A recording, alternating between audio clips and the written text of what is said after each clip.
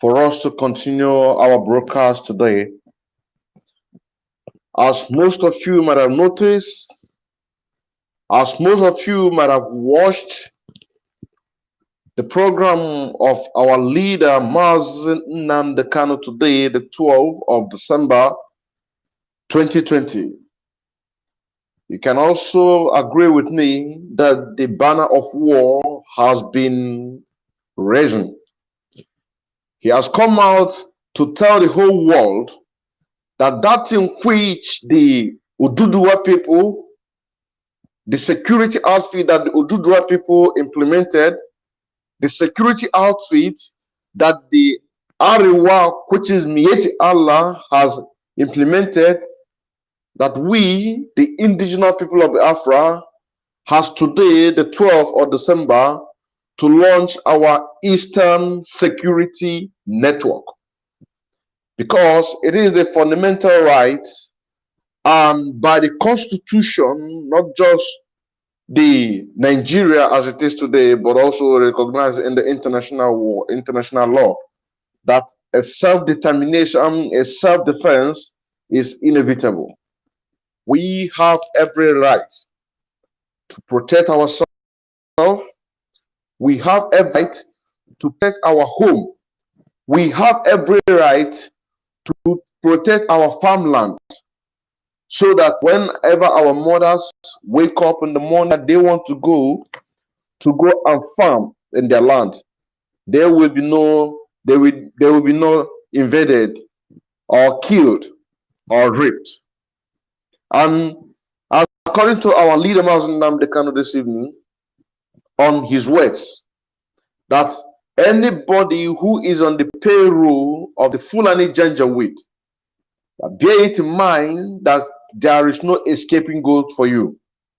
You can never escape, not today, not tomorrow, not ever. So, if you are an enemy of Biafra, the time is now for you to withdraw from all your evil deeds. And let us not forget the people who played a great role concerning the massacre that went on last 2 months in Obibo, that you will not go scot-free. You will not go scot-free, starting from Wesunwike.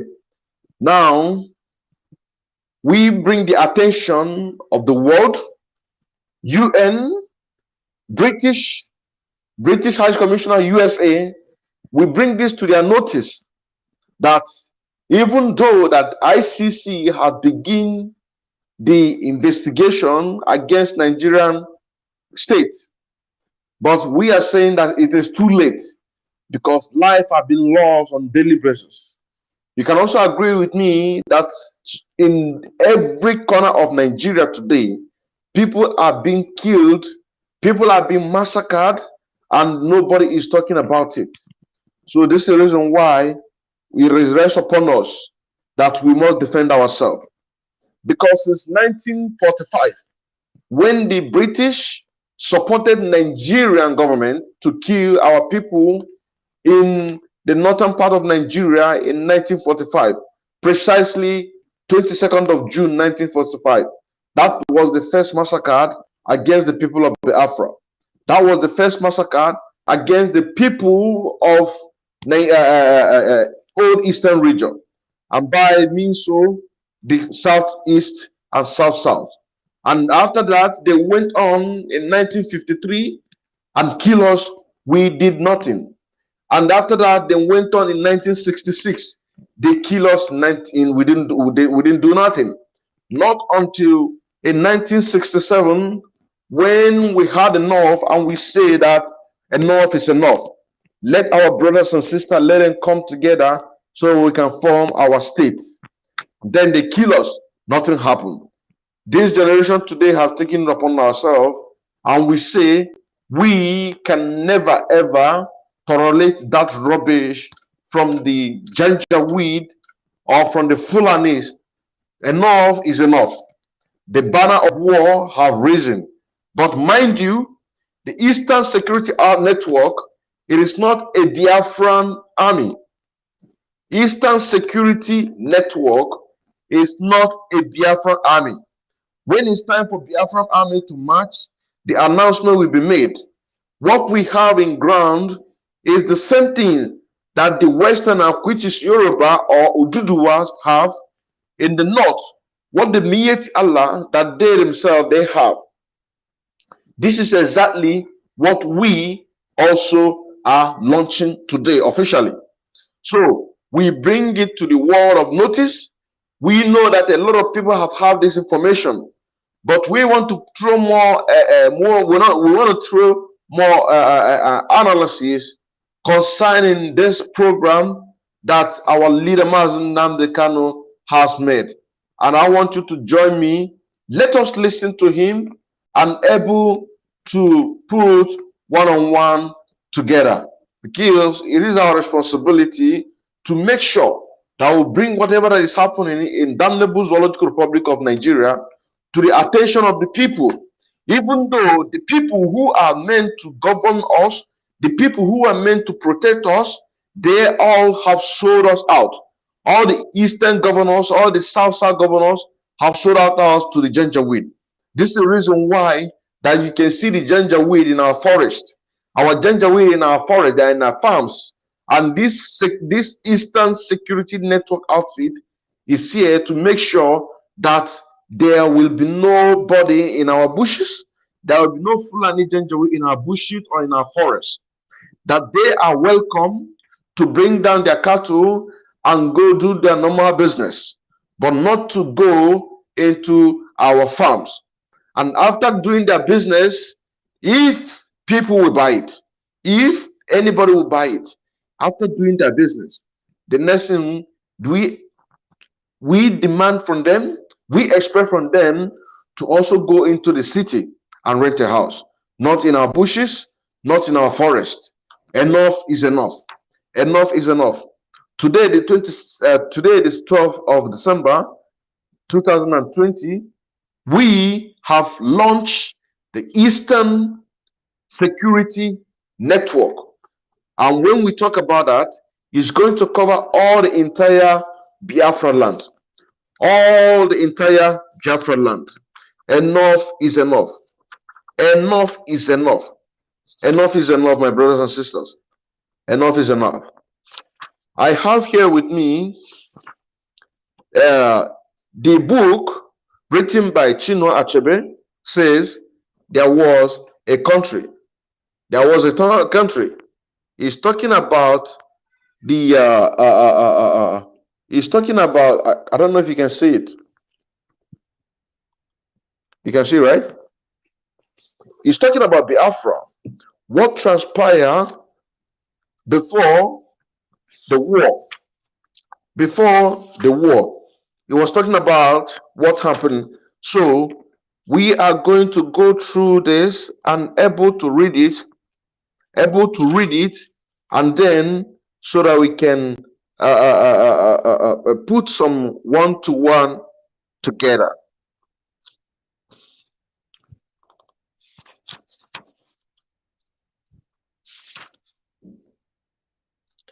So, brothers and sisters,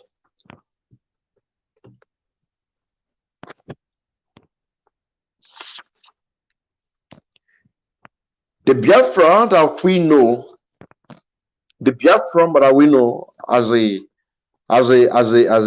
map of Biafra. If most of you who don't know what we are talking about, now, if somebody asks you, say that, where do you come from? Where do you come from? The first thing that you tell the person that you come from Biafra land, and the person will be trying to understand exactly where is that. The only thing you can tell that person is that the Biafra has a boundary with Cameroon. Starting from now, disassociate yourself. Stop addressing yourself as a Nigeria. Stop addressing yourself as a Nigeria. Biafra, you're from Biafra. And where is that? Biafra has a boundary with Cameroon, period.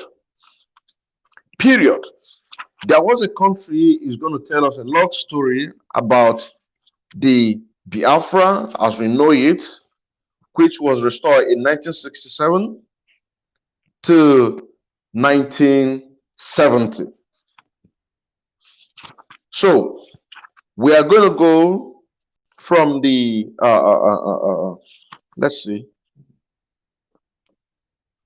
We are going to start from the beginning. It said the pioneers of a new frontier, according to Chinua Achebe.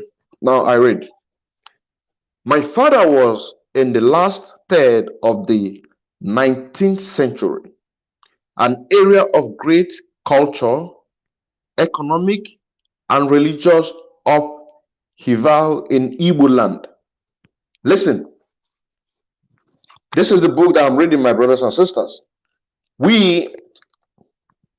There was a country, I just ordered mine. So I don't know if you can see it. Ghana. There was a country. So we're going to go into this and then let us try to put one-on-one together. Now, my father was in the last third of the 19th century, an area of great cultural, economic, and religious upheaval in Igbo land. Remember what it says?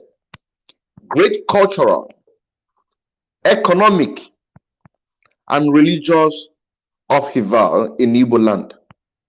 Great economic. And this is where we're going back. This is exactly where we are going back. Now, his mother had died in her second childbirth, and his father, Achebe, a refugee from a bitter civil war. A refugee from a bitter civil war. This book is talking about mostly after the war or before the war. Now, did not long survive his wife. Let me repeat it again so that we don't get confused. And his father Achebe, a refugee from a bitter civil war, did not long survive his wife. And so my father was raised by his maternal uncle, Udo. Maternal uncle, Udo. It was this maternal uncle, as a maternal uncle from the maternal side. For most of you who come from or who don't know the culture or who don't know what is Biafra, when we say maternal side, maternal uncle, and where his mother came from, as a brother to his mother. Now, his father was raised by his maternal uncle Udo. It was this maternal uncle, as fate would have it, who received in his compound the first party of English clergy in his town. The new arrival missionaries of a new religion, listen, of a new religion, listen, oh, this is very interesting. This is very interesting. This is very interesting, and I urge you to go and order for your own. You understand? I'm going to finish this book. So, listen. The new arrival missionary of a new religion, Christianity, has already conquered the Yoruba heartland and were expanding their footprint in Igbo land and the rest of southern Nigeria with their potent, irresistible tonic of evangelism and education. A story is told of how Udo, a very generous and tolerant man, finally asked his wife's visitor to move to a public playground on account of their singing, which he considered too dismal for a living man's compound. But he did not discourage his young nephew from associating with the singers. My father was an early Christian convert and a good student by 1904. He was deemed to have received enough education at St. Paul's Teachers College in Oka to be employed as a teacher and an evangelist in the Anglican mission. He was a brilliant man who deeply valued education.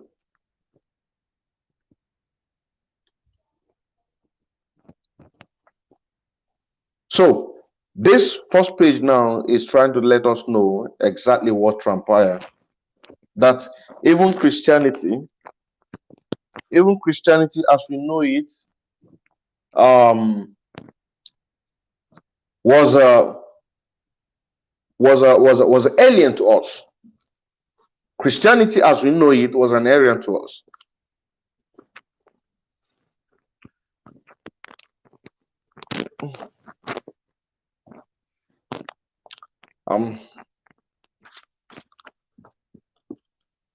So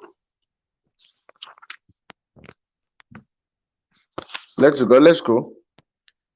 Now, he was a brilliant man who deeply valued education and read a great deal, mainly in the Bible and religious book, periodicals and almanacs from the Church Mission Society. My mother, Janet Anachebe, no, sorry, my mother, Janet Anna Enechi Ilo Ebunam, was an extraordinary woman as a student of the legendary missionary and evangelist Miss Edith Werner. She received a primary school education, which was a phenomenal feat at the time, especially for a woman. My mother joined my father in his travel through much of Igbo land to spread the gospel. My parents were among the first of their people to successfully integrate traditional value with the education and new religion brought by the Europeans. I still marvel at how by the Europeans,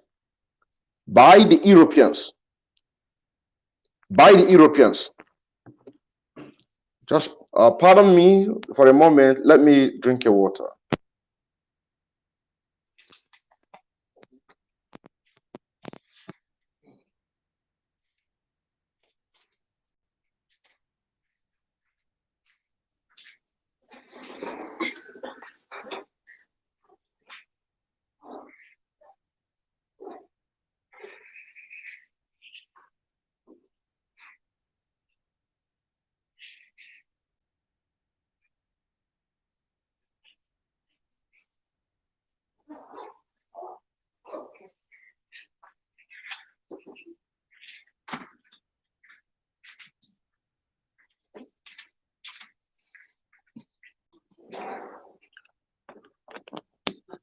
Thank you very much. Thank you very much for your patience, and your comment is also welcome. Now,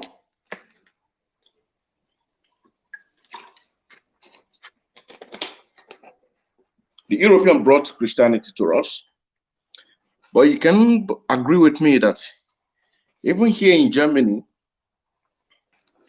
they don't believe in Christianity. They believe in you can worship whatever you want to worship. But imagine the people who brought Christianity to us. We are killing ourselves. We depend on Christianity. When roads are bad, we depend on Christianity. When education system is bad, we depend on Christianity.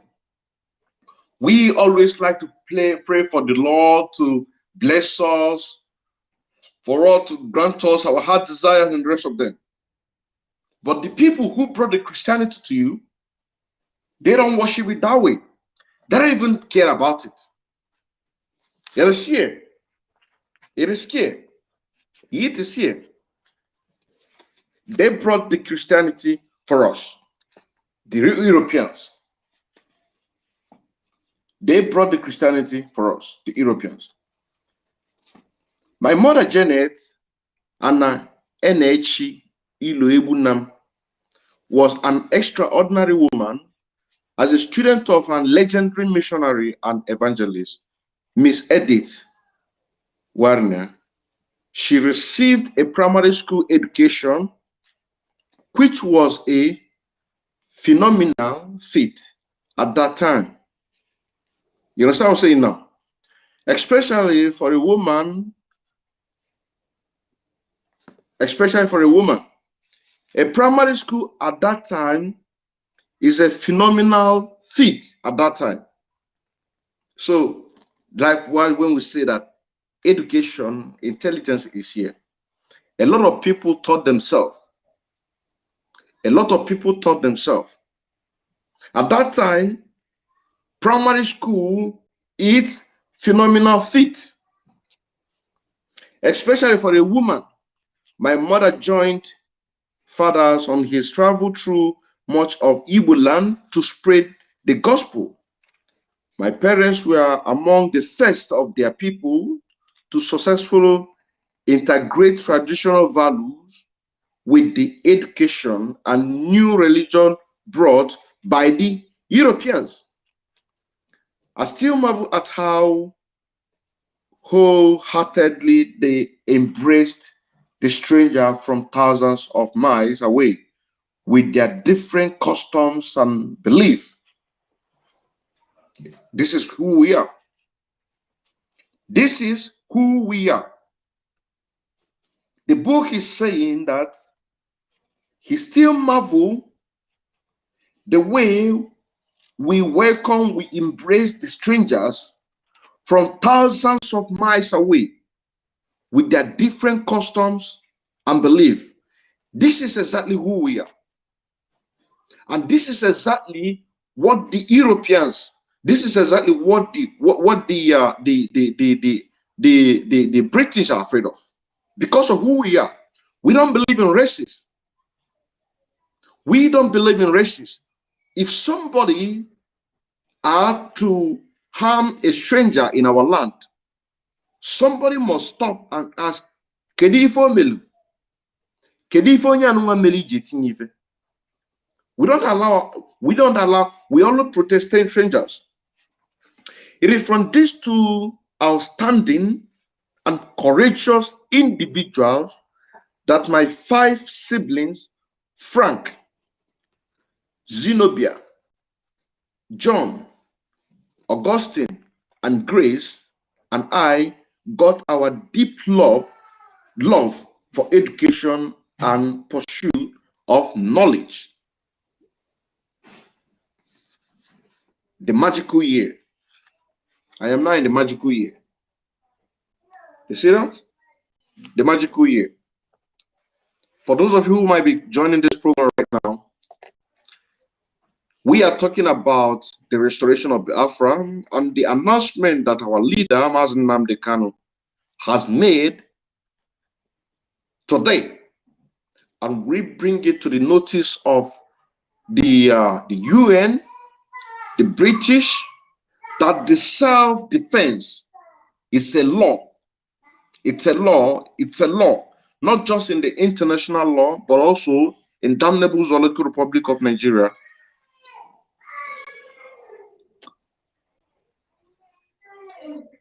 I'm a live broadcast. When I even knew, Mechie knows I'm a biko.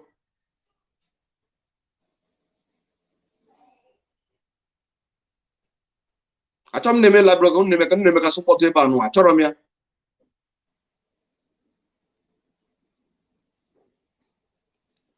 I'm sorry about that. Our leader, Mazen Nnamdi Kanu, is trying to bring it to the notice of the whole world that the Eastern Security Network, it is not a Biafran army. It's not a Biafran army, but it's a replicant of what the Oduduwa's security outfit and the Ariwa security outfit network have. So we are going to do this to protect ourselves, to protect our mothers, to protect the people who will be protesting in a few days to come. This is the reason why. And why we're doing that, we're also going to read from the book that I just ordered. There Was a Country by Chinua Achebe. So, from the first one, we have already understood that if the white people, the European, they are the one who brought the religions to us. And here, the pianos of a new frontier is called. We learn here that we embrace people from thousands of miles, strangers, people who we don't even have anything in common with, not traditional, not anything, just they have their different ways of life, and we also have our own different ways of life. But one thing is certain, that we are different, we are welcome. Now, the magical years, on the November 16, 1930, in Nnobi is in Anambra State, near my hometown of Ogidi, Providence, ushered me into a world at a cultural crossroad.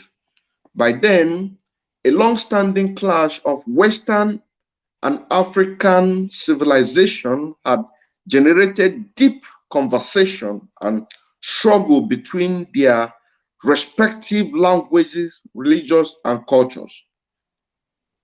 Remember,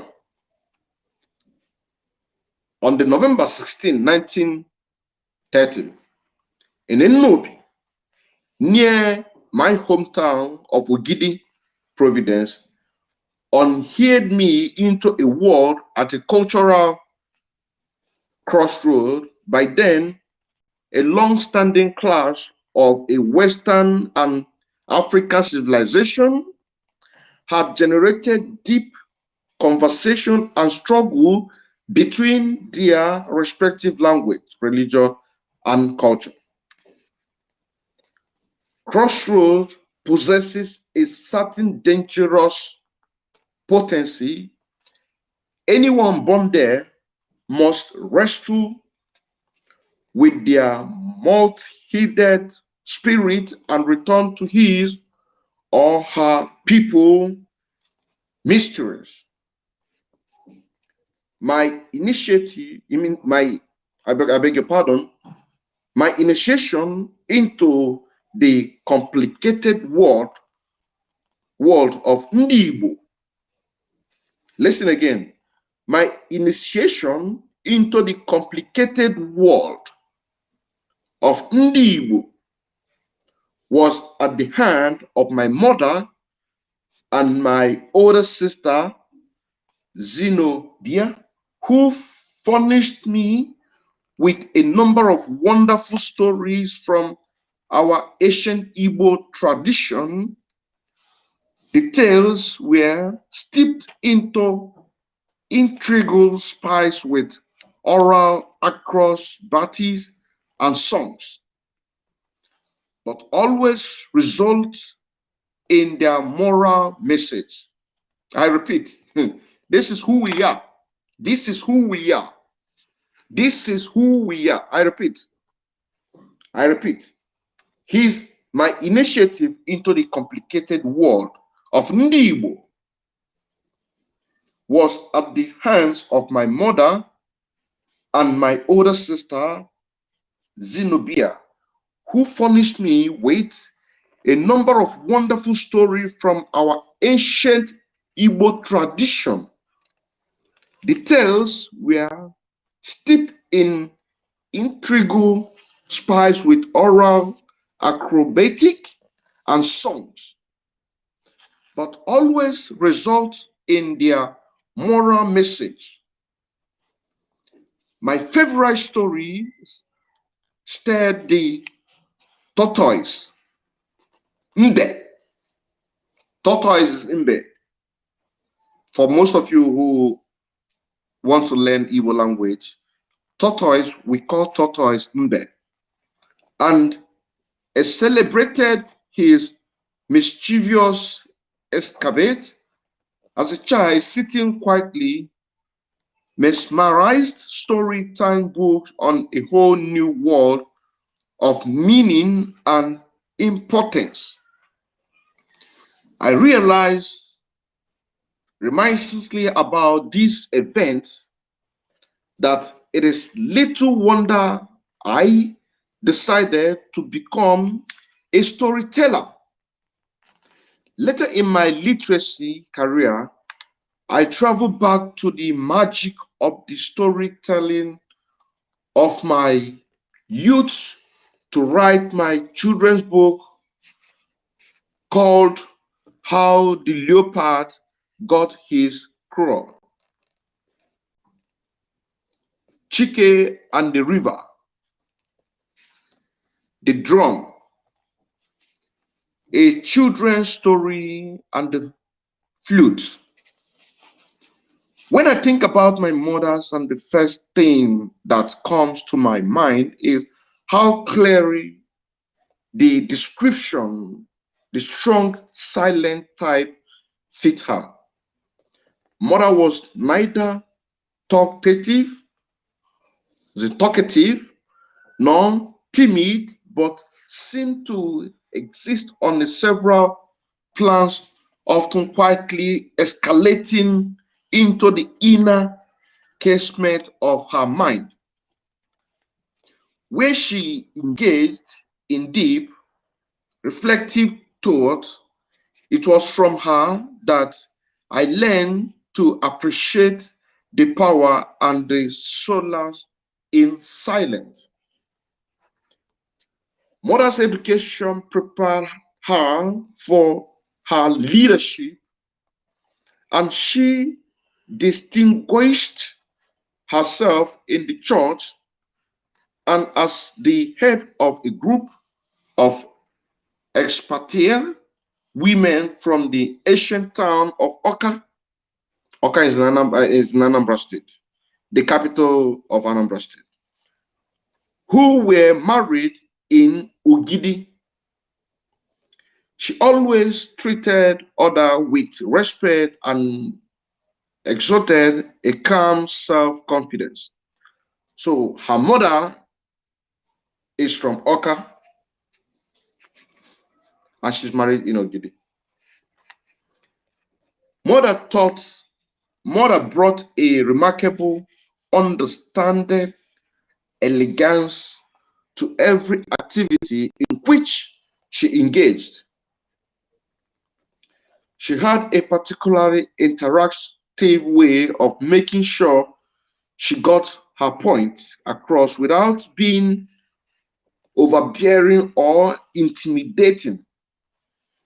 It is her peaceful determination to tackle barriers in her world that nailed down a very important element of my development, the willingness to bring about change diligently. We were Christians, thought the interreligious struggle was still evident in our time. There were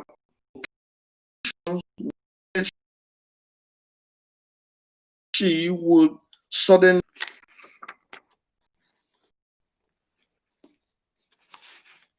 there were sites. Let me repeat that again. There were occasions when one would suddenly realize there were sites, and one was on or another. Perhaps the most important event that they illustrates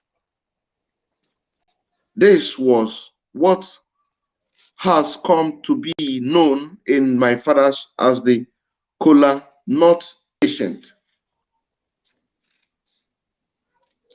the story came out that a neighbor who was a relative of mine and someone the Christians were referred to as a Helton was passing on the road on day and watched quietly as many mothers pulled down a small kola nut branched from a tree in her compound and picked a ripe fruit.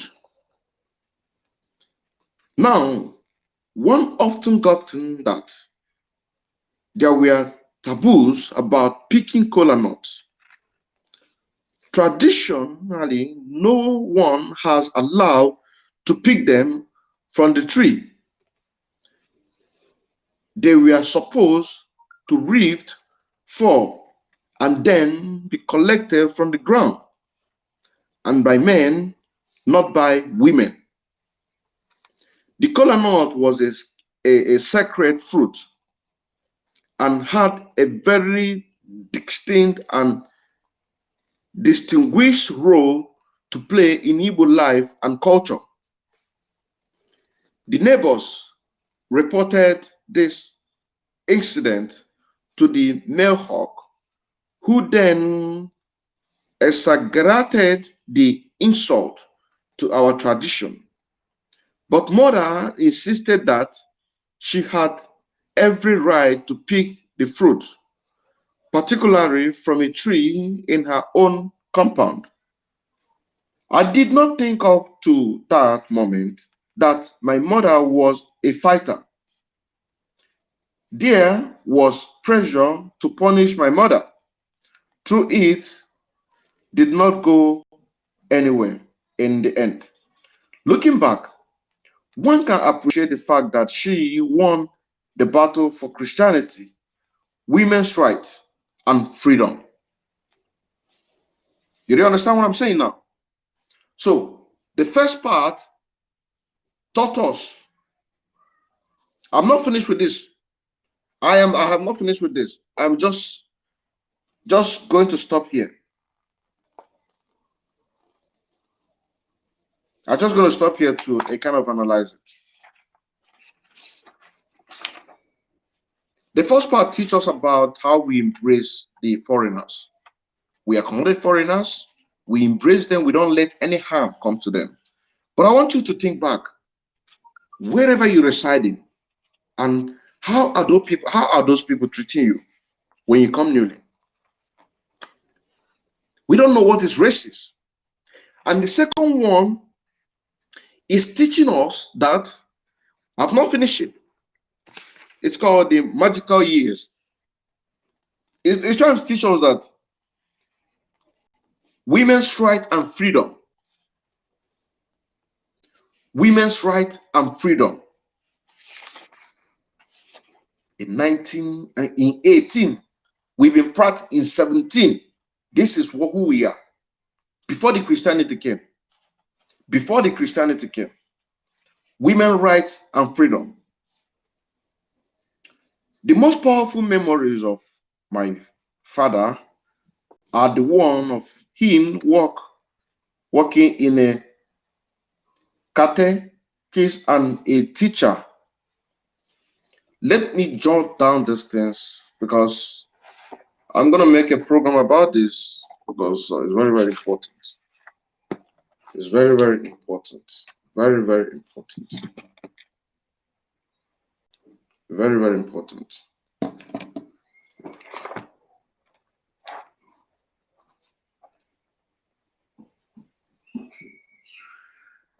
Strangers.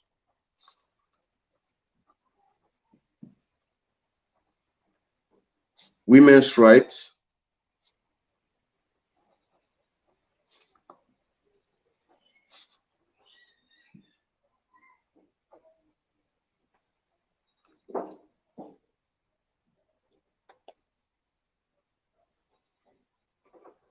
Women's rights and freedom. Women's rights and freedom. Women's rights and freedom. Now, this is about us. If you wish to come to the program, or if you want to call in and to contribute, I will drop the line because I know most of you would love to call in to contribute on your own. This story, Chino Achabe, There Was a Country, is telling us story about who we are as a people. And if you have not gotten this, I encourage you to go and get it so that you can be able to learn, because there are a lot of things to learn from here. You know what I'm saying now? There is a lot to learn. There is a lot to learn. So I continue. The first one is traditional about strangers. How we encourage, we welcome strangers. How we, the indigenous people, welcome strangers. We welcome strangers in our home, in our land. It is not that we are making mouth as in, or we are trying to boast out of it. We are not boasting anything. We, the indigenous people of Biafra, we are not boasting anything. This is the reason why when we say that once we have Biafra, the moment we have Biafra, you will see not just the so-called Nigerians, because a lot of people now don't want to associate themselves with what we're doing. You will see that the whole Biafrans in the whole world, everybody will do what? We come back home and we will build our home. It's a promise. It is a promise. Everybody will come and we will build our home. It is a promise. You know what I'm saying now? So let us not be deceived. Let us not forget about our valued life, the way that God has made us to be. This is our life. You know what I'm saying now? And we must fight for it. We must fight for it. We must fight for it. You know what I'm saying now? Because everything that is happening for a reason. Everything that is happening in this life is happening for a reason. And that is why I encourage you to go and get this book. Go and get this book so that you can able to do what? To meditate from it and able to understand exactly who you are. Understand exactly who you are. Because if you don't know who you are as a person, you will never know where you are going through. You know what I'm saying now? If you don't understand, if you don't know who you are, if you don't know who you are, you can never know where you're going through. Nigeria is at the brink of breaking up. Nigeria is at the brink of breaking up. People are dying on a daily basis. Our brothers and sisters are dying on a daily basis. Our mothers are being raped on a daily basis. What have you done as a person? What have you done as a person?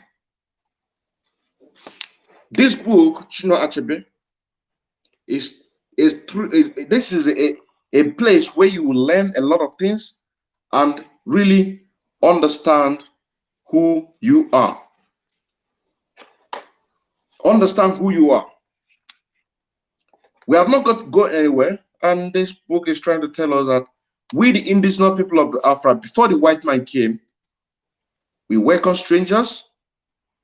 We don't know what is racist. We don't know what is racist. We, the one who first of all recognize the rights of a woman and freedom. It is here. It is here. Women's rights and freedom. We First of all, practicing the women's right and freedom. Nobody else. Nobody else. What we are talking, if this is the first time to join this program,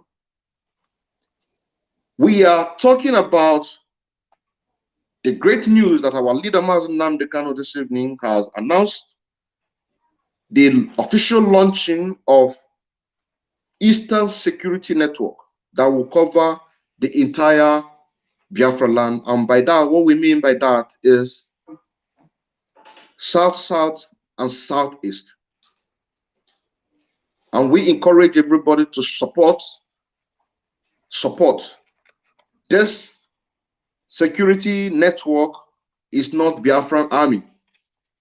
It is not Biafran army, but it is a replicant of what the Oduduwas, which they have as Western Security Network, Oduduwa. And if you go to the north, what you have in the north is what you have in the north is Northern Security Network, Miyeti Allah. And this is exactly what we have as a people. This is exactly what we have as a people. Eastern Security Network.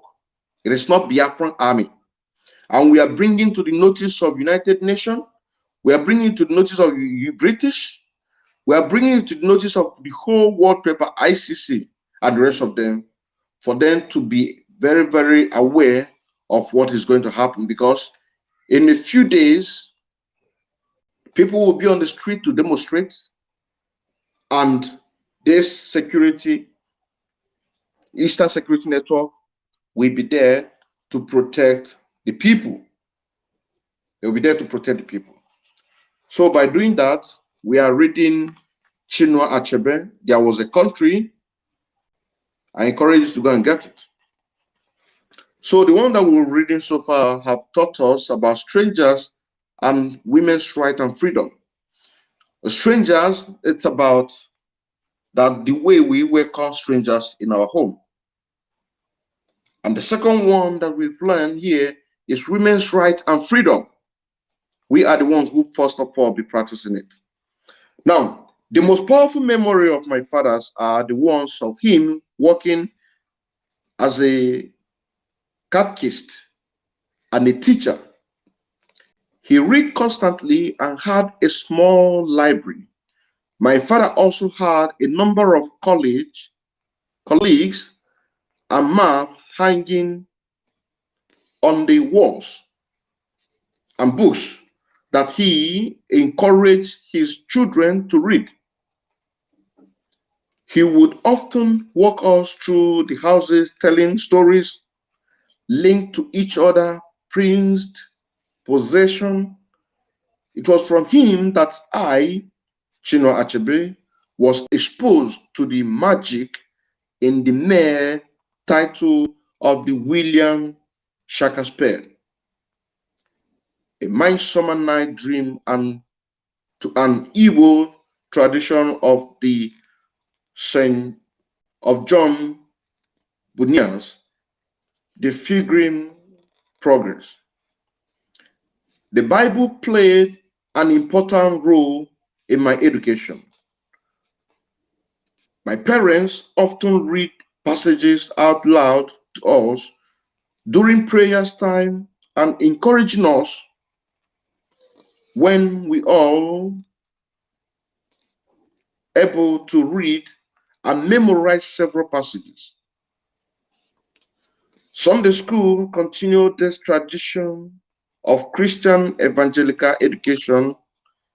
This time, several other children from the village's education was so important to my father that he often would sponsor a bright child from an underprivileged background,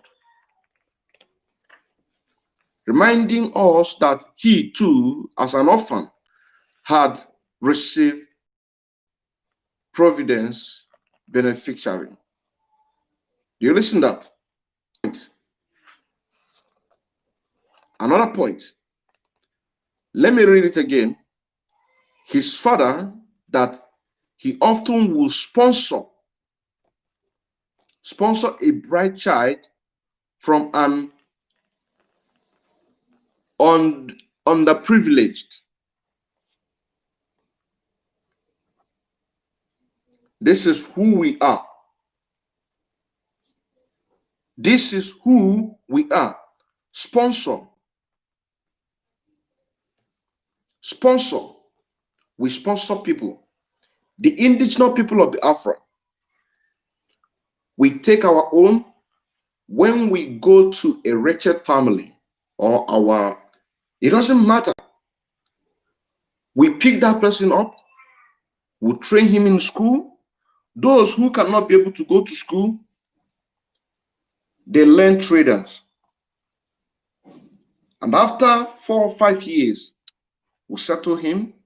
We set up a shop for him or for her. We monitor that person for a period of time until he becomes his own master. Sponsorship. This is who we are. This is who we are. The center of our family activity was St. Philip's Church, Ogidi, a large Gothic style parish church that my father helped establish. It was constructed on an impressive, often ilo, or piece of open grass on the outstake of Ogidi. It was an imposing structure for its time, built with wood, cement, mud, and stone. Local law holds that my father took part in the building of the church from its foundation. My father also helped conduct Sunday service, translate sermons in Igbo, and arrange the sanctuary and vestry. I remember waking up early to help out carrying his bag for him as we set out at cockcrow for the parish church. Eucharist on Sundays often lasted more than 2 hours. For those who were not asleep by the end of the proceedings, the fire and brimstone sermon from the pulpit made attendance. What why there was an occasional outburst of unconfronted laughter when the rector, an Englishman, enthusiastically drank all the remaining wine at the end of communion, wiping his mouth with the back of his hand. You see, the people who brought Christianity for us, after Holy Communion, the Reverend Father or whoever, he would drink the rest of the wine. After drinking the head, he would just wipe his hand, clean his mouth with the back of his hand. This is exactly what he's saying here. The people who brought Christianity for us. Christianity.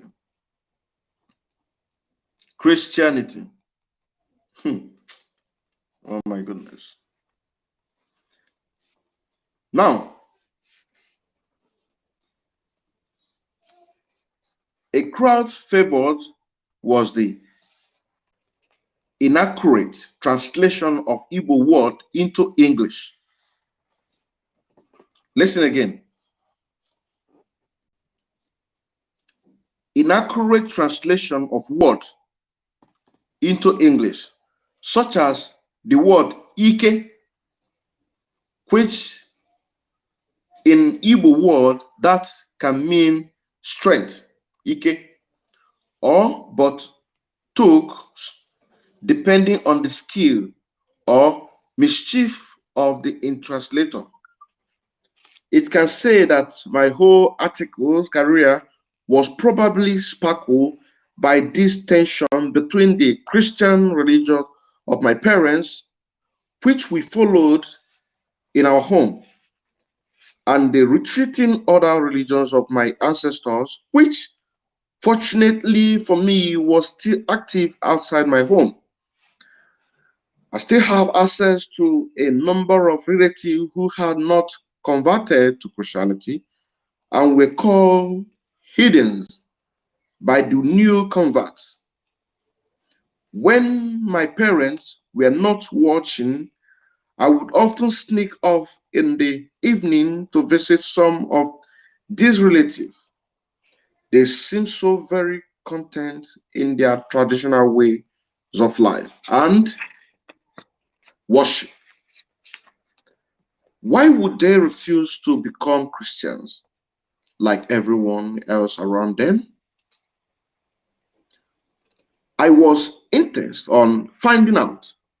My great uncle Udo Osinyi was able to prescribe both words with great comfort. He held one of the highest titles in all of Igbo land, Ozo.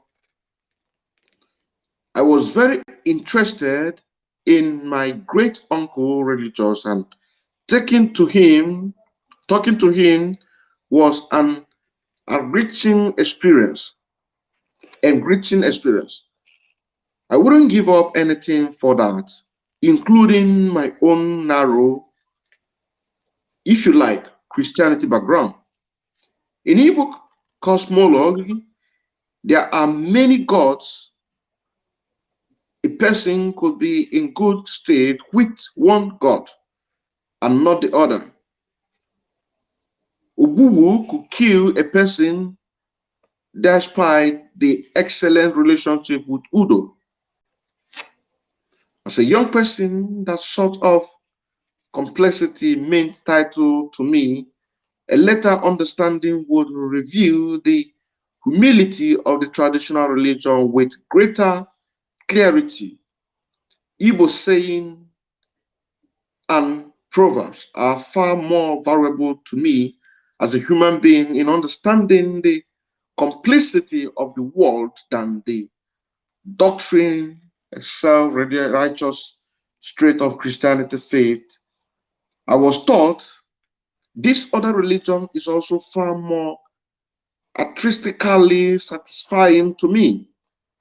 However, as a catechist son, I had to suppress this interest in our tradition to some extent, at least the religious component. We were church people, after all, helping the local church spread Christianity. This relationship between my father and his uncle Udo was structured to me. There was something deep and mystical about it. Judging from the reverence I heard in my father's voice whenever he speaks about his old uncle. My father was a man of few words, and I have always regretted that I did not ask him more questions. But he took pain to tell me what he thought I needed to know. He told me, for instance, in a rather oblique way of his own attempt to convert his uncle Udo, it must have been in my father's youthful, heady pro-slave days. His uncle pointed to the awesome row of insignia of his tree title, Ichiozo, Ido, Idemmiri, Ime Omenala. What shall I do to these? He asked my father. It was an awesome question. He had essentially asked, what do I do to who am I? What do I do to history? An orphan child born into adversity, here to commotion, barbaric, and rampant uphill of a constant in the distillery, it was not all surprising that my father would welcome the remedy professed by devices and the interpreter of a new world of God. But my great uncle, a leader in his community, a moral, open minded man, a prosperous man who had prepared such a great feast, when he took the other title that his people gave him a praise name for it, was he to throw all that away because some strangers from a far away said so?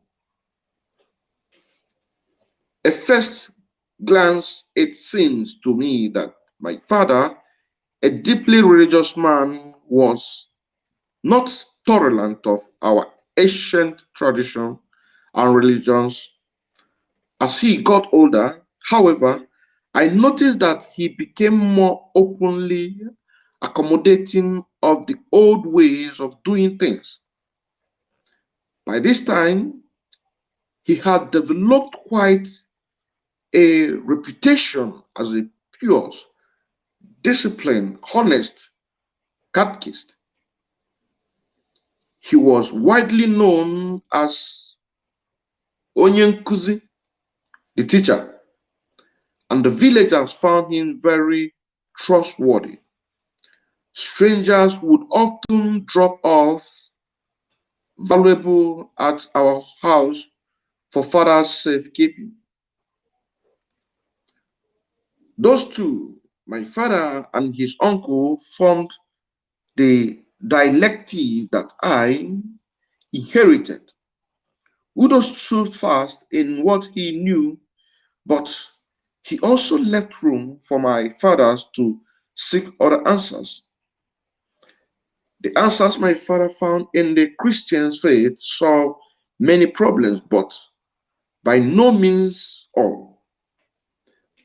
As a young person, my perspective of the world benefits that I think from this dichotomy, I wasn't questioning in an intellectual way which way was right, or better, I was simply more interested in exploring the essence, the meaning, the worldwide view of both religions by approaching the issues of tradition, culture, literature, and languages of our ancient civilization in that manner without judging but cross-sneezing a treasure trove of discovery was opened up to me.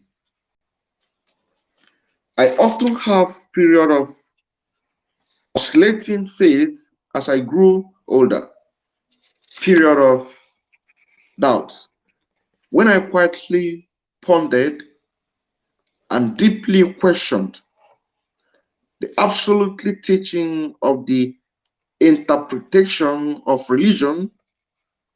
I struggle with the certainty of Christianity. I am the way, the truth, and the light, not its accuracy, because as a writer, one understands that there should be such latitude, but the desolation, the accessibility of its meaning, the lack of option for the outside, the other belief that this question had subsequently deeply influenced my writing. This is not peculiarly of particularly unique, as many writers from Du Bois to Camus, Sartre, and Baldwin to Morrison have also struggled with this come drum of the outside. The other, in other ways, in their respective locates, my father had a lot of praises for the missionary and their message, and so do I. I am the prime beneficiary of the education that the missionary made a major component of their enterprise. But I have also learned a little more skepticism about them than my father had any need for.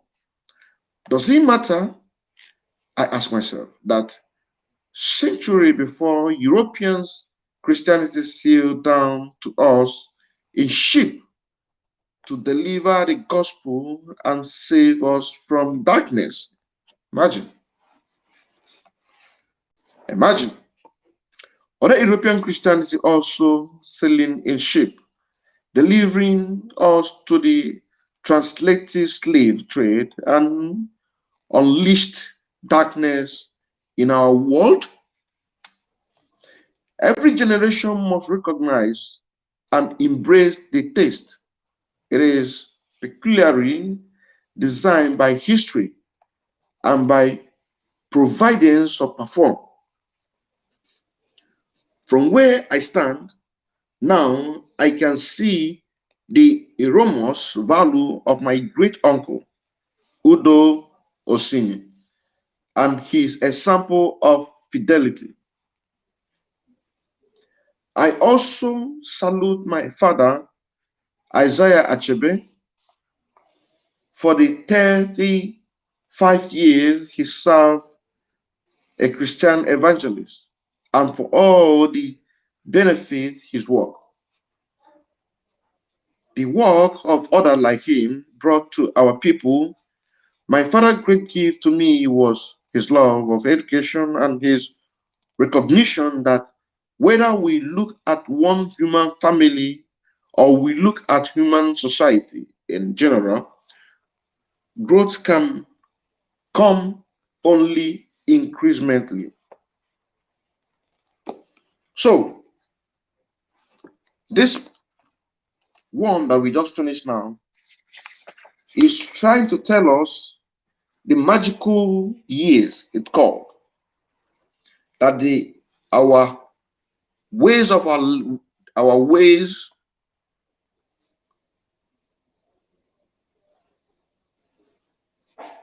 our ancient ways of living is far more better than the present one. Our ancient, oh my goodness, you better go and get this book, it's very important.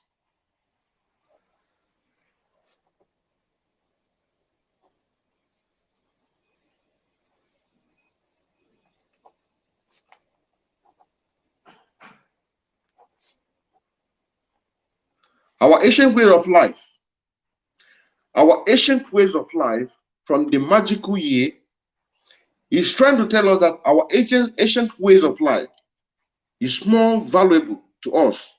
It's more valuable than what we are living in today as a people.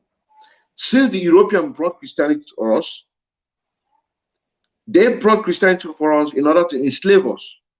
Because from here is telling us the Christianity, the purpose of Christianity is to enslave us. The purpose of Christianity is to enslave us. You know what I'm saying now? Because before the Christianity, we've been living well with ourselves. We understand ourselves, the morality and value of life, the woman's right, everything, even the strangers, we welcome strangers. We recognize women's right and freedom. We sponsor our own. We sponsor our own to education. We sponsor our own to exploit life, to educate them, to send them into apprentice. This is our ways of life. So Christianity is nothing but slavery, because the people who brought this Christianity to you They themselves, they don't practice Christianity. Christianity is a thing that they recognize in Europe as a religion. Yes, but do they practice it? The people that brought Christianity to you, they don't practice it. They don't practice it. They don't practice Christianity. So why are you killing yourself? Why are you killing yourself? We have to go back the way we are before the white man came. This is the essence of the restoration of Biafra. We must go back to the way we are before the white man came. And the indigenous people of Biafra, we do that. Our ways of life, our ways of living is far better. Because in those days, somebody will throw away money on the ground. When you go back, you come back, you'll find it there. But this time around, it doesn't happen. This time around, it doesn't happen. This time around, a brother cannot trust his own brother. Mother cannot trust son. Son cannot trust mother. This time around, husband cannot trust wife. Wife cannot trust husband. This time around, brother cannot trust brother. Sister cannot trust sister. Brother cannot trust sister. Sister cannot trust brother. Evil everywhere. Evil everywhere. I want you to reason. Since the beginning of the gospel of the gospel of IPOB for the restoration of the Afro, since the gospel of redemption, have you ever heard about criminality? Have you ever heard about, let's say, since 2015 to 2020, when you go to Onitsha, have you ever heard that people are pickpocket one another, or people are trying to steal something? Because IPOB have come to give people hope. IPOB have come to make people to realize that the way we were before the white man came is more honorable to us, is more valuable to us than any other thing. And this is the reason why that we must go back the way we are before the white man came. White man came with Christianity. They came with Christianity to enslave us. We're not saying that Christianity is bad. We love the morality that comes with it. Because when we looked at what they gave us as the New Testament and we checked what we had before, you understand what I'm saying now? And we now see that both of them are the same. We now say, okay, you're welcome. And you can also see, because of the kind of human being we are, the kind of people we are we trust people easily. We accommodate people. We accommodate strangers. This is the reason why the white men took the advantage of us to suck deep in us. This is the reason why we are here today. Even our governors,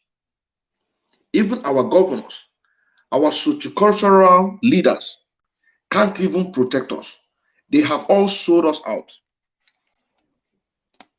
They have all sold us out. There was a country, a nice book. A nice book. Now, if you have not gotten this book, I encourage you to go and get it, my brothers and sisters. Chinua Achebe, There Was a Country. I encourage you to go and get it and read it for you to understand. You know, the one thing with us, we, the black people, we hardly read. And the only way a white man can hide a secret is in library. You know what I'm saying now? In library. A library is the only place that a white man we hide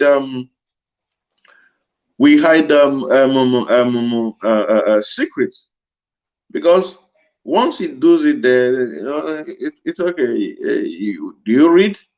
You don't read. So you can't even think about you can't even think about doing this thing as of trying to figure out where to go and how to live your life. You cannot. You understand what I'm saying now? You cannot. This is the reason why they can be able to penetrate on us and do whatever they can. But we, the indigenous people of Biafra, have said no. That can never happen again. As a people, we have every right to do what? To protect ourselves. And this is the reason why we announce officially, we announce the Eastern Security Network that would cover all the Biafra land, the so-called south and southeast. Because in Oduduwa land, they have it. They have a Motekun. In the northern Nigeria, they have it as well.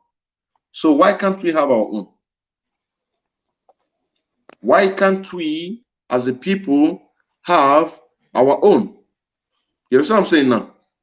Because it is our responsibility to do so. So this is the reason why we say that you must support the Biafra movement. You must support the Biafra movement, and by doing so, you can have nothing to regret. You have nothing to regret about it. So I encourage you to go and get this book. Get this book, Chinua Achebe. You understand? Get this book. It's very, very important. If you get this book, you can be able to learn a lot of things for yourself.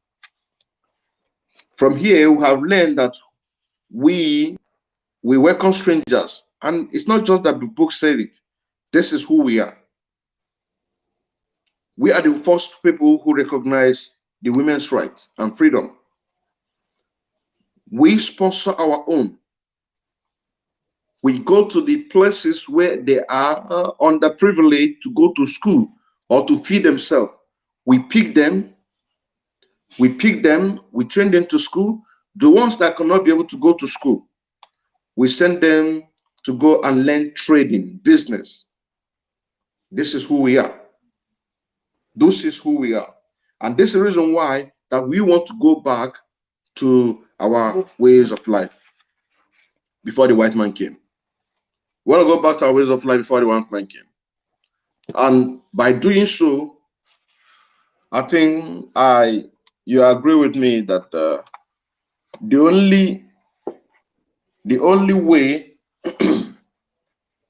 the only way to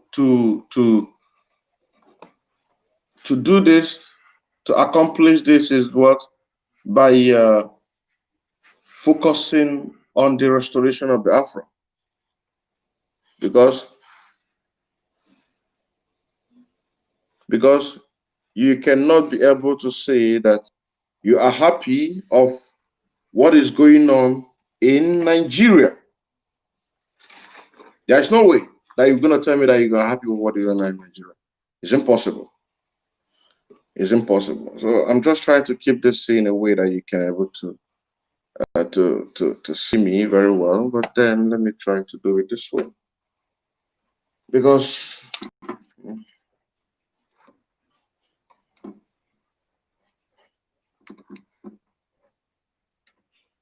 good. Okay.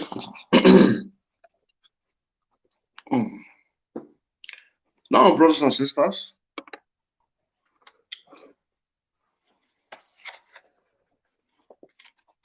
a primary exposure, a primary exposure, a primary exposure. I began my formal education at St. Philip's Central School in 1936 or thereabouts. The school had pupils from Ogidi and the surrounding towns. Most who attended classes there had to walk along several miles every day to get to school. But things were simpler and safer in those days. You understand? Now we are going to more about the way we are before the white man came. Just try to get this thing. Don't know how do I do this thing.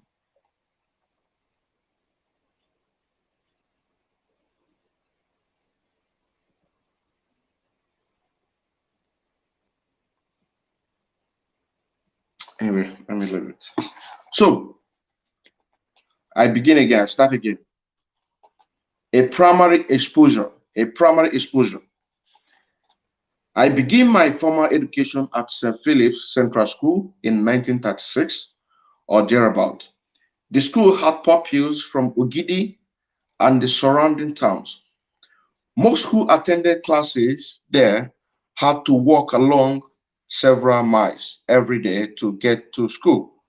But things were simpler and safer in those days. This time around, people can do go to their farms. In those days, things were simpler and safer. Unlike today, we can't even go to our farms. Even our farms in our backyard. We can't even go to our farm because Fulani Janjaweed are in our backyard.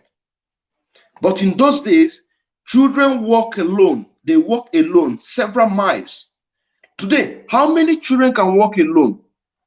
Either you been fall victim of rape or you been fall victim of kidnap. This is the reason why we say that we want to go back the way we are before the white man came. You understand what I'm saying now? I don't even understand what I'm saying now. We want to go back the way we are before the white man came. In those days, things were simpler. Children walked miles from towns, from homes to come to school. But things were simpler and safer in those days. And there was never a story of a child abduction or any unsavory incident that I can recall. In those days, there was nothing like abduction.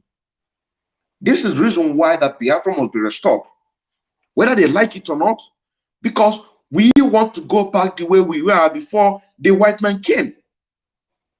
We want to go back the way we were before white man came. In those days, you don't hear any story like abduction or any unsavory incident that I can recall.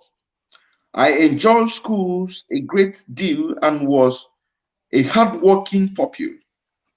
I remember looking forward excitedly to new lessons and the information from our teachers. Occasionally, we received instruction from individuals who were not on the staff of St. Philip's. One particular humorous event stands out.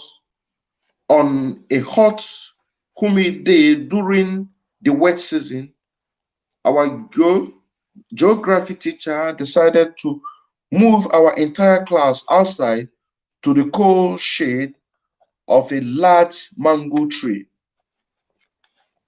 Discipline, discipline, discipline. This is who we are. Discipline.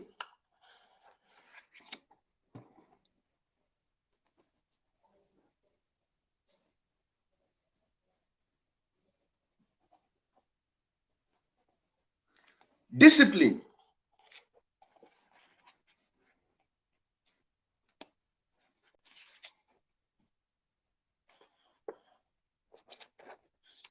Where's my pen? Discipline.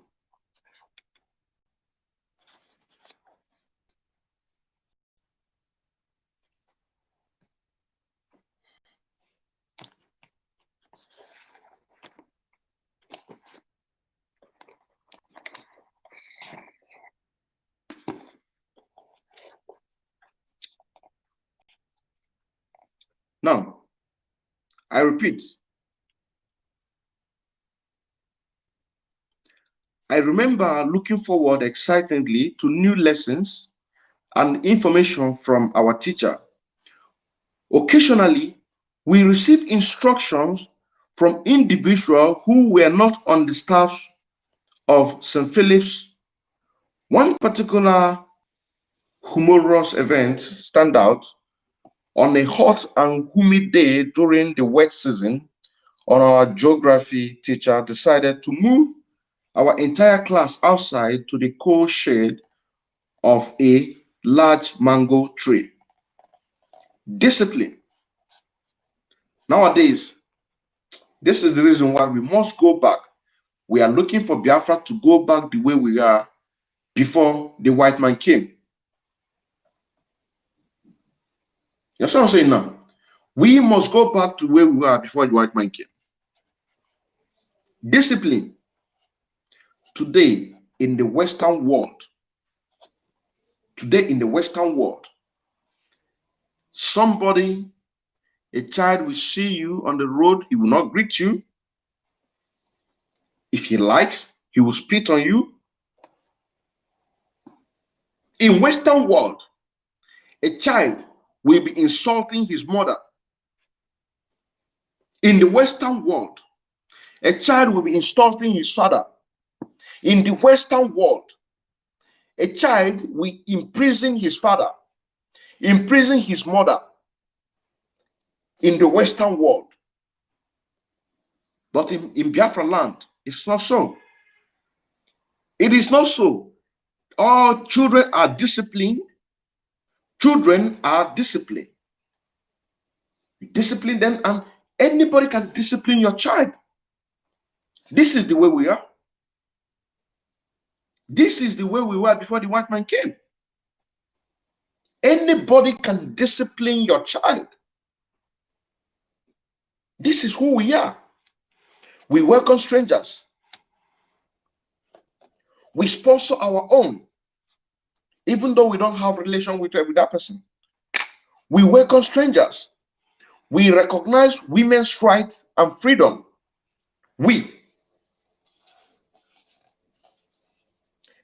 I continue. The class, a lesson on the geography of a Great Britain, the village made my, sorry, I beg your pardon. After setting up the blackboard, he proceeded to give the class a lesson on the geography of a Great Britain. The village madman came by, and after standing and listening to the teacher's lesson for a short while, walked up to him, snatched the chalk from his hand, wiped the blackboard, and proceeded to give us an extended lesson on Ogidi, my hometown. Did you see what happened? The Britain that brought Christianity to you, they taught you English. English is never our language. They taught you, they brought Christianity. They taught you their language. Language is not our mother tongue. Language is a language. This English language is not our mother tongue. Our mother tongue is Igbo. I-G-B-O. Igbo. But they can call it Igbo. I-B-O. The Britain. Listen. After setting up the blackboard, he proceeded the classes, a lesson of the geography of a Great Britain, not a lesson of indigenous people of Biafra, not a lesson a white man brought a religion to you. teach you his way of life in order to colonize you.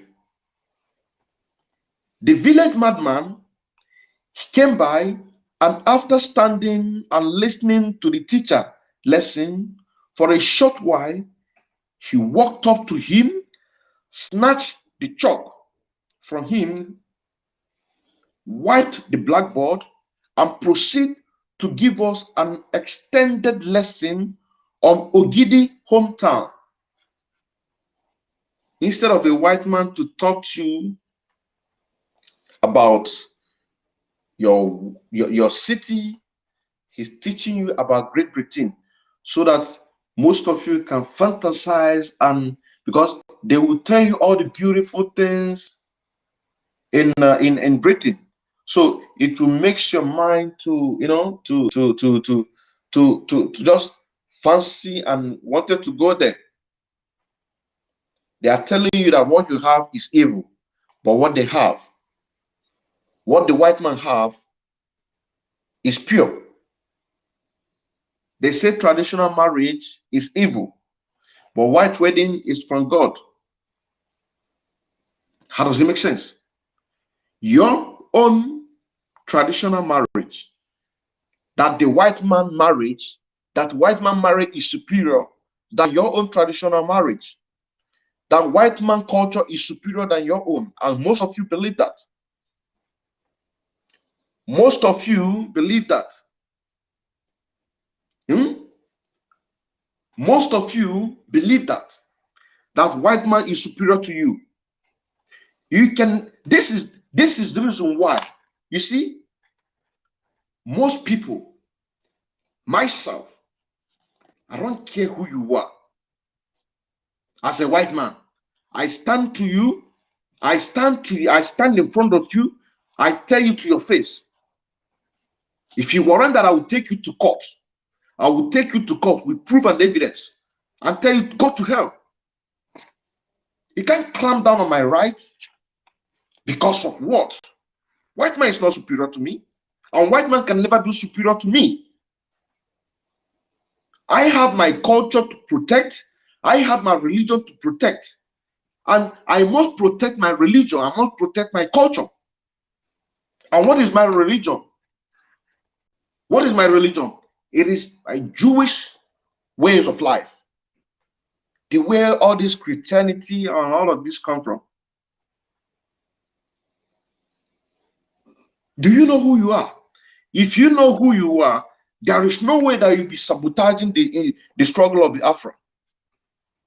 Because this struggle of Biafra is the only way to liberate you. Imagine a white man is teaching you geography of Britain, but a madman came for just a period of time that he listened to that gospel of fake about Britain being superior and the rest of them. The village madman snatched the chalk out of him, wiped the board, and was teaching the children about the history of Ogidi. So this is to tell even a madman is even more intelligent than a madman is even more than a white man. A madman is more intelligent. African madman is more intelligent than a white man. Talk more of somebody who is able-bodied. A white man will come and teach you his language, and when you speak your language, they call it vernacular. They will be flogging you, giving you punishment for speaking your language, because they don't want you to speak your language. They don't want to practice your culture. Because once you don't practice your culture, if you don't practice your culture, if you practice their way of life, it will be very, very easy for them to manipulate you. It will be very, very easy for them to control you. So they don't want to hear that language. Who the hell are you to tell me not to speak my language, or not to express my ways of life? Who the hell are you?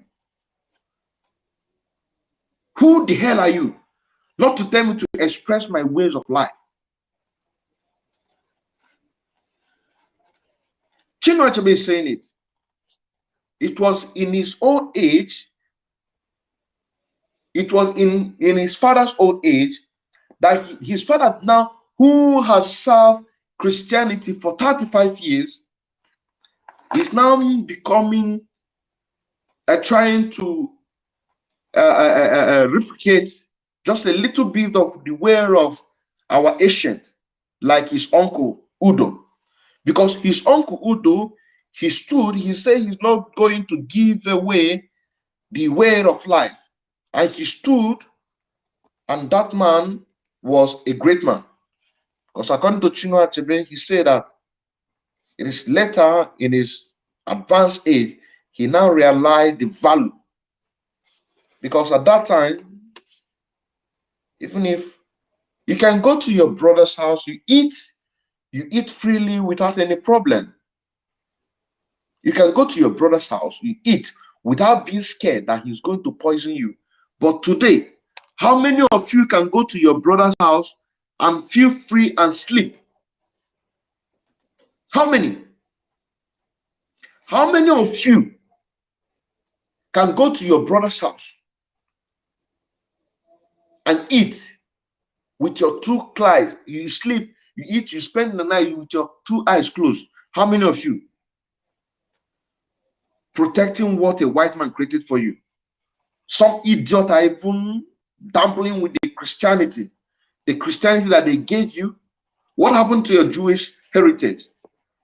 What happened to your Jewish heritage? What happened to your Jewish heritage? Look, a white man is teaching the children the Great Britain geography, and a madman came and snapped the chalk out of him and wiped the board, was teaching the children about Ogidi in Anambra State.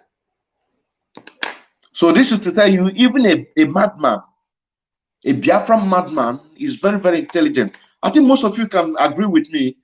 That was a madman. I can't say a man, but very, very intelligent. He's a politician. He's a politician. I don't know what part of Biafra he is. Most of you will agree with me. Now, the village madman came by, and after standing and listening to the teacher's lesson for a short while, he walked up to him. He walked up to him and snatched the chalk from his hand, wiped the blackboard, and proceeded to give us an extended lesson on Ogidi, my hometown.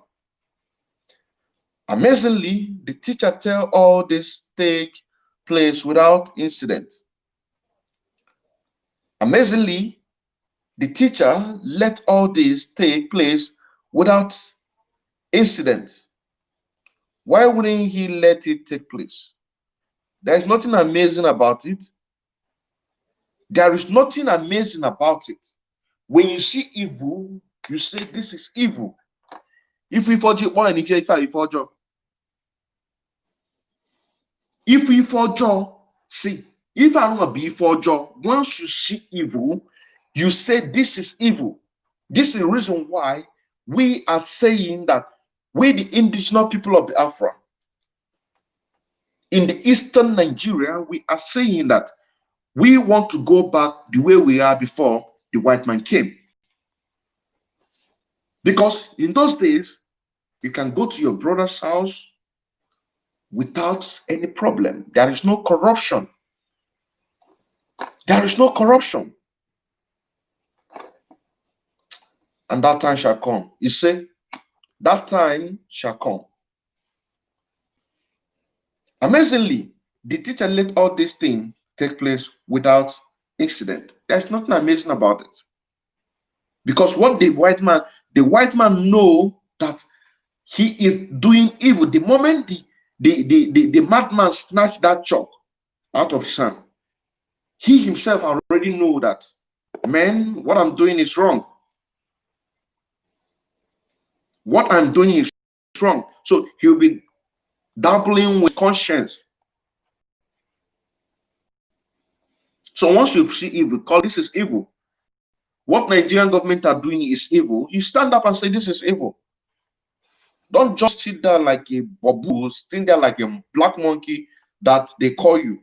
They call you a black monkey. Some of you will go and bleach yourself.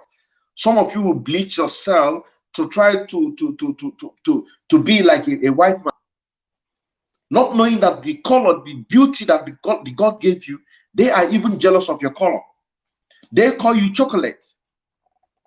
Most of our brothers and sisters in Damnable Zoological Republic of Nigeria, as we see today, you see some of them so skinny and the rest of them. It is condition. Once we have Biafra, 1 year, 2 years, let's just say 5 years, there is nobody in Biafra land that you will see with a skinny skin, looking like a hungry person. There's nobody in Biafra land that you see wearing a rag. There is nobody in Biafra land that will be seen on the road, hawking on the street, trying to survive. There is nobody in Biafra land that will be scared. Look at the Western world. You can move away, you can travel. You can travel. You can go out in the night, no problem. You can go out in the night, no problem. This is the way we were before. They steal all those things from us. The white people, the Europeans, the Americans, the British, they stole all of these valuable ways of life from us, but it's impossible because all of these things is born within us. All of this technology and the rest of them, they steal all of these things from us. They took the most intelligent people, they took them away, they brushed them up, and they were the ones doing marvelous for them. We used to have a story back in the days that when you go to abroad and if you want to come back, they will inject you with a kind of they will drug you. They will drug you, and when they drug you, you can't be able to come back to your senses. You know what I'm saying now? You cannot be able to come back to your senses. We used to have this story, and it's true. It's true. Because they came to our land, they learned a lot of things from us. And instead of teaching us the way, the truth, no, they are teaching us their own ways of life. And the white man have to come and say, enough is enough. I mean, a madman have to come and say enough is enough. Evil is evil. Evil is evil. Once you see evil, say, this is evil. Once again, our leader Master Nnamdi Kanu make official broadcast this evening, the 12th of December 2020, on the official launching of Eastern security network that will cover the whole Biafra land. And mind you, this is not a Biafran army. It's not a Biafran soldiers. This is a vigilante. The vigilante that will guide and protect our women so that our girls can be free to move around, our mothers can be free to go to their farm. You see what the world has turned us to be. In those days, we don't have security. In those days, we don't have security. You know something? In those days, we don't have security. The world is so corrupt that you are even afraid of your own brother. The world is so corrupt that you are even afraid of your own father, your own mother. Somebody will tell you that your mother is your problem. Go and kill your mother. You will go and kill your mother because of white man religion. What happened to our Jewish Jewish heritage.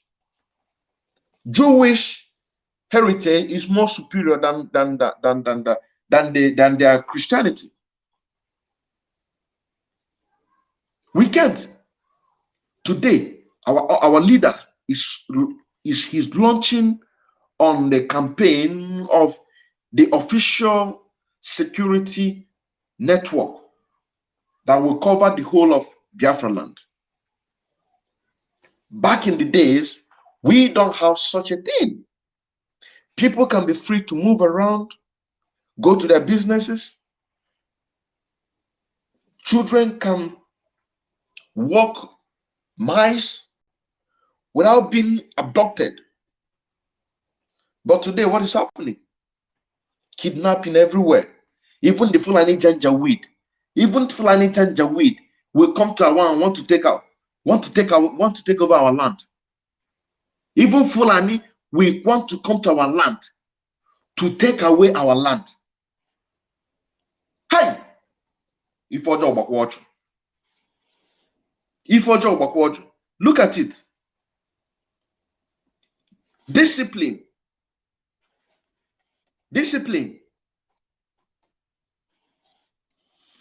You know, we must wake up. We must wake up from this mental slavery. We must wake up. Let me repeat this portion again. Let me repeat it again.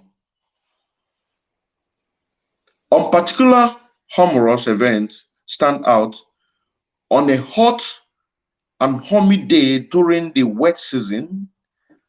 Our geography teacher decided to move our entire class outside to the coast shade of a large mango tree. A white man, a geography teacher, a Briton. After setting up the blackboard, he proceeded to give the class a lesson of the geography of Great Britain. Lesson of geography of Great Britain. The teachings of Great Britain. Not the teaching of Ugidi, not the teaching of Oka, not even the teaching of the whole Igbo land, but the teaching of Great Britain. And the village madman came by, and after standing and listening to the teacher's lesson for a short while, he walked up to him and snatched the chalk, cleaned the board, and proceeded to give them what is called extended lesson of Ugidi in Anambra State, my state, Amambara State, not Anambra, Amambara State, Amambara, Ugidi in my hometown. It is a white man who changed the name from Amambara to Anambra. You don't know the mysterious translator. Ike, the name of Ike, meaning in English is strength, but they changed it to Ike. Some of you are answering Ike, but your name is Ike, not Ike. What is the meaning of Ike? Like somebody who changed his name from Wike to Wike. What is the meaning of Wike? Embracing what the Fulani they taught you. It's unbelievable. It's unbelievable.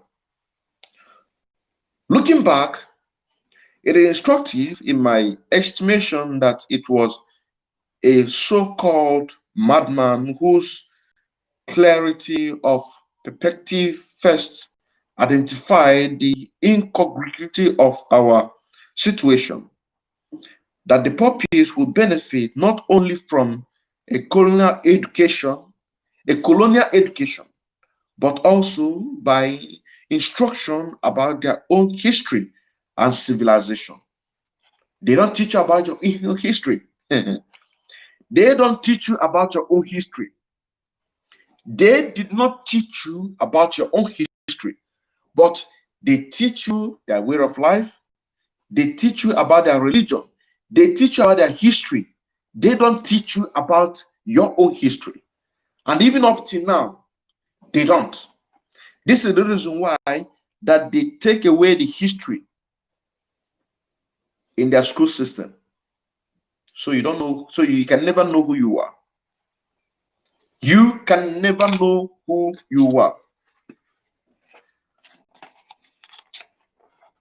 Go and get this. Chinua Achebe, there was a country. Chinua Achebe, there was a country. Go and get it. When you get it, I want you to read it. Read it. So, as a Biafra, you can be able to understand who you are. White man brought Christianity to you. White man teach you his own civilization. White man teach you his own geography of Great Britain in your own land. White man remove history, so you don't know about your history. White man take away your language. Fulani is recognized in Nigeria. But your own language, your ancient language is not even recognized in Nigeria. When you speak in those days, they call it vernacular. When you speak your language in those days, they call it vernacular. They call you black monkey. But you know that this, your beautiful color, is what they want to have. It's not a black color. This is a chocolate. This is a beautiful color that you need to be appreciate. You need to appreciate yourself. You need to appreciate what God gave you. This is natural. And some of us, look how fresh. You see? Look at how fresh you are. Just look into your mirror and see how fresh you are. This is chocolate. This is a beautiful color that you must appreciate. And some of us will go be bleaching ourselves. Be bleaching yourself. For what? Trying to emulate what the white man brought to you. They say your traditional marriage is evil. But white wedding, if you don't do white wedding, we must go back the way we were before the white man came. This is all we are asking for. We must go back the way we are before the white man came. We must go back the way we are before the British came to put us together with the people who don't have value of life, the people who are wandering around, the people who don't know what is the advance of nature, how it goes, the people who are not educated. What they know about is only ruling cattle. And this is the reason why that when you don't do what they ask you to do, they will intimidate you, they will kill you. Because what do you expect from somebody who is wandering the bushes, forests with cows and cattle? You have to direct your cattle where you want them to go. And if they don't go where you want them to go, the next thing you use cane. You use cane to direct them, flog them. This is exactly what they're doing to you in Africa. This is exactly what they're doing to you in Nigeria. That's what I'm saying now. You understand what I'm saying now? Of course you do. Of course you do. Of course you do. But also by instruction about their own history and civilization. Their own history, their own civilization. What happened to your own history? This is where IPOB comes from. We are now telling you that we want to go back to the way we are before. We want to go back to our own history. We want to go back to our own civilization. We want to go back to our own ancient ways. We want to go back to our ancient ways. We want to go back to our civilization. We want to go back to our history. We want to really connect with our ancients. This is what we ask. We ask nothing more but this. We ask nothing more but this. The headmaster of St. Philip Central School was a colorful, extraordinary Igbo man, Jonathan Obindike Okobu. He was also known as Ara Emeya Emena Uno Akwankwo. Okongwu, or Aremenaya for short. For short, he was one of a handful of Nigerians who had attained the distinction of headmaster of an elementary school. His reputation as a disciplinary sent child down the spine of all puppies through the eastern region. Eastern region. Eastern region. Eastern region. Not south-south, not southeast, but eastern region. Eastern region. Not south-south of Nigeria, not southeast of Nigeria, but eastern region. This is the reason why that the Eastern Security Network has been launched today, and it is called by its name, Eastern Security Network, that will cover all the Biafra land. You see, Eastern region. Down the experience of pupils throughout the Eastern region, St. Philip's School Law Hall that he once sparkled every pupil in every class in each form of entire school in one day, and continued the very next day where he left off. Okonkwo on orthodox method produced top scores on exam.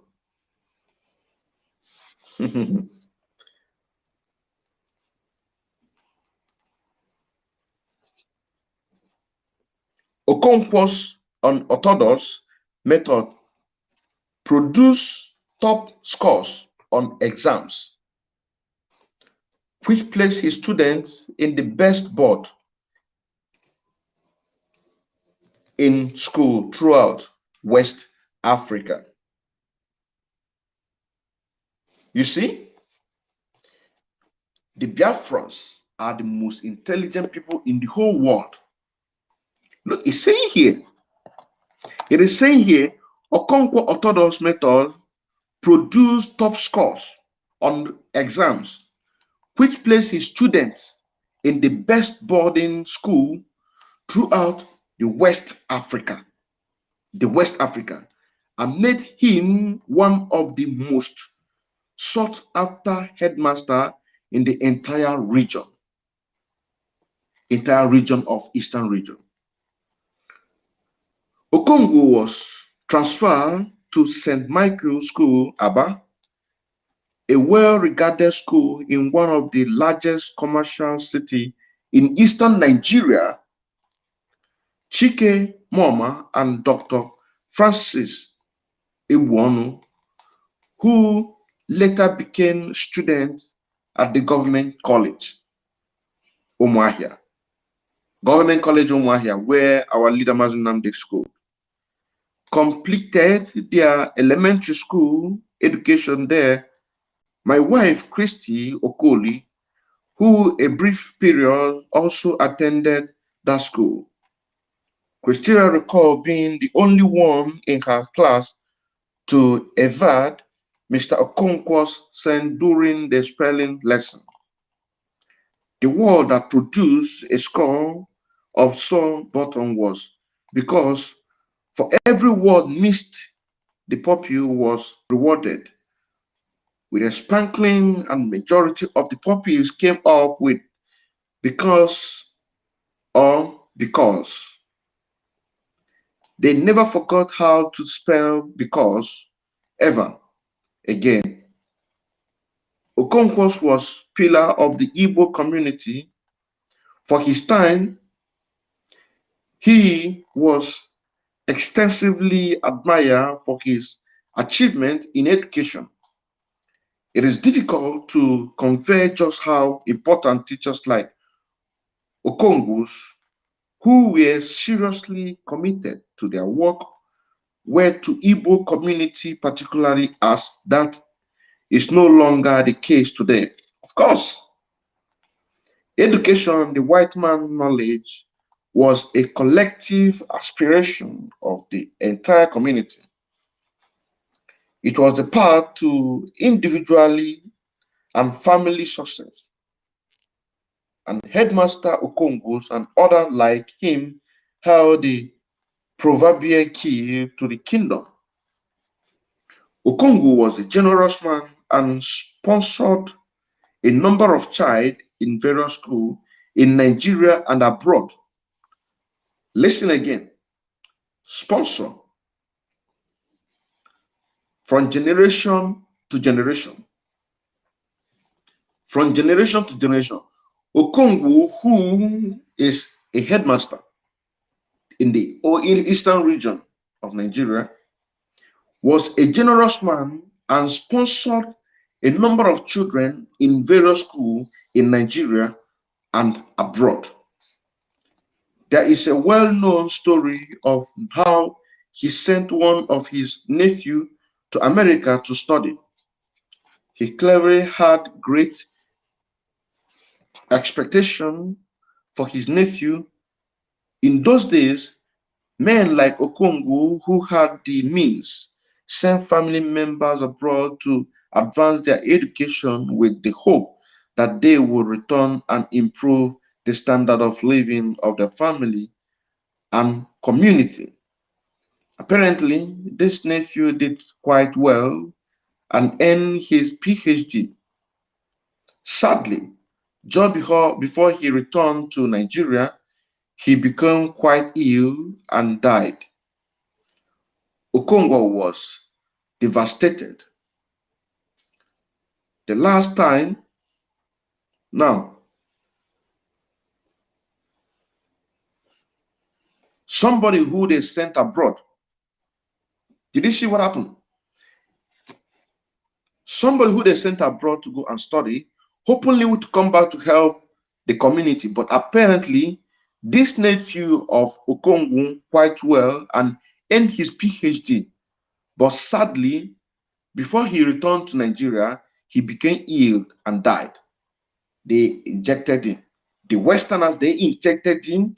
They injected a drug that he cannot be able to exploit. You understand what I'm saying now? He cannot be able to exploit because who sent him abroad? It is not a white man.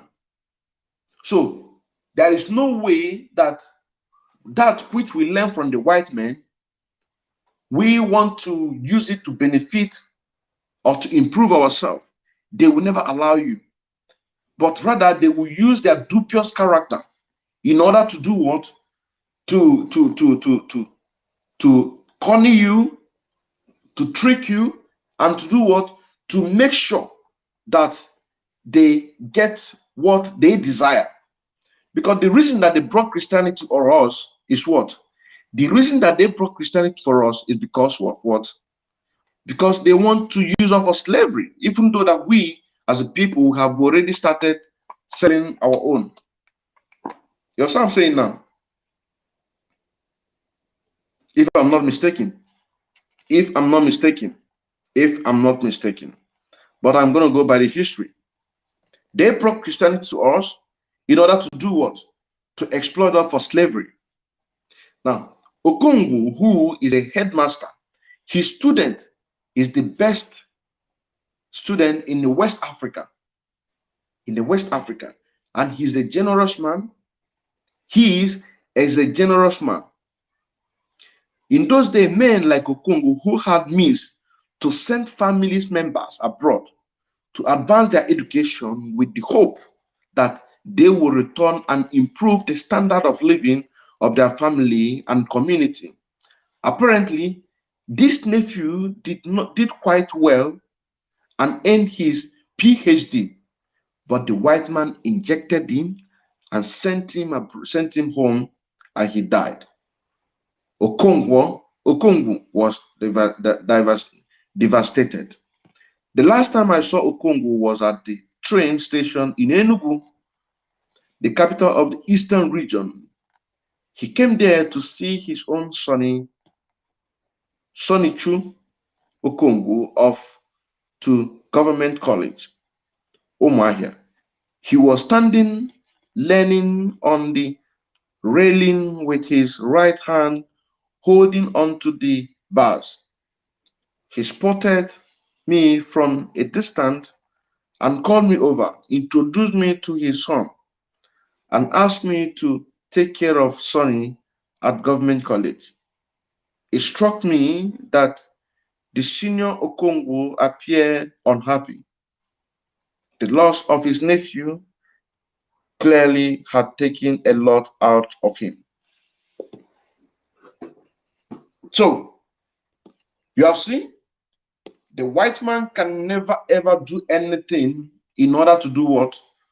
To benefit you. Whatever a white man does for you has a repercussion.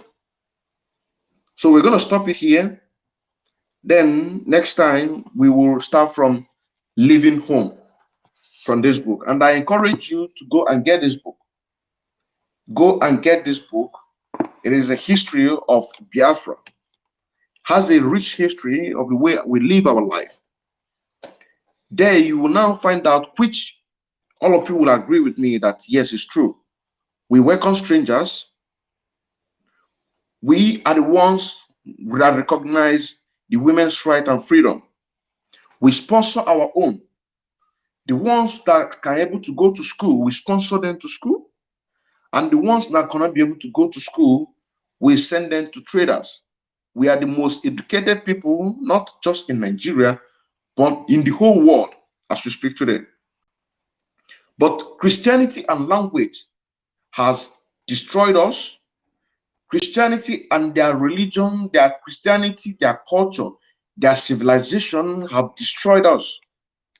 And this is the reason why that we must go back the way we are before the white man came.